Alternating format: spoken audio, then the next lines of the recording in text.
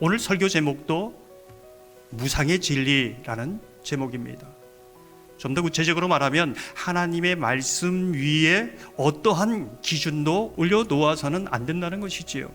오늘 본문을 보면 에브라임 산지에는 미가라는 사람이 살고 있었습니다. 그의 어머니가 은 1,100을 가지고 있었습니다. 근데 그 돈을 잃어버렸습니다. 그의 어머니는 너무나 분한 나머지 저주를 퍼붓습니다. 근데 아들이 가만히 듣다 보니까 이 저주가 너무 무서운 거죠. 그래서 어머니에게 자기가 훔쳤다고 고백합니다. 근데 그 이후에 어머니나 아들이나 어떤 훈계도 없습니다. 어떤 회개도 없습니다. 갑자기 복을 선포합니다. 여호와께 거룩히 드린다고 말하고 있습니다.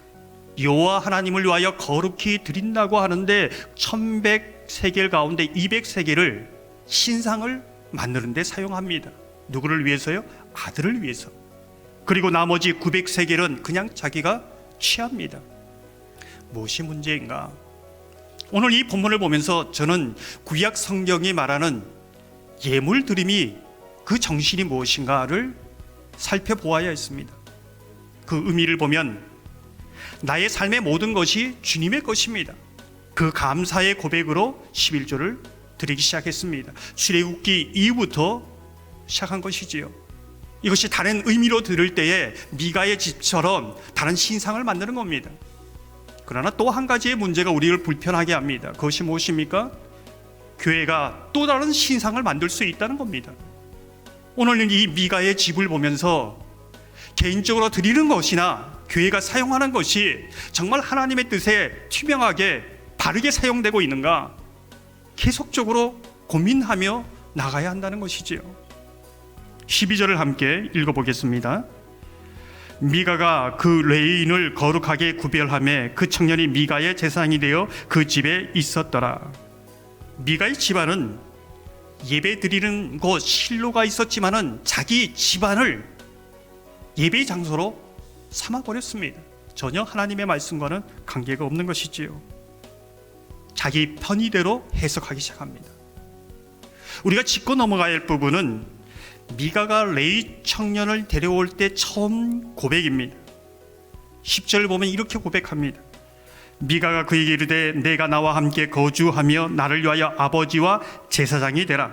내가 해마다 은열과 의복 한 벌과 먹을 것을 주리라 하므로 그 레위인이 들어갔더라. 레위 청년을 데리고 올 때 뭐라고 얘기합니까? 아버지와 제사장이 되라 이렇게 말하고 있습니다. 그 말씀의 권위에 순종하겠다는 겁니다. 근데 이 고백은 시간이 지남에 따라 달라집니다. 11절을 보면 이렇게 말씀합니다. 그 청년이 미가의 아들 중 하나같이 됩니다. 무슨 뜻입니까? 영적으로 제사장이 아니라 아들과 같이 되었다는 겁니다.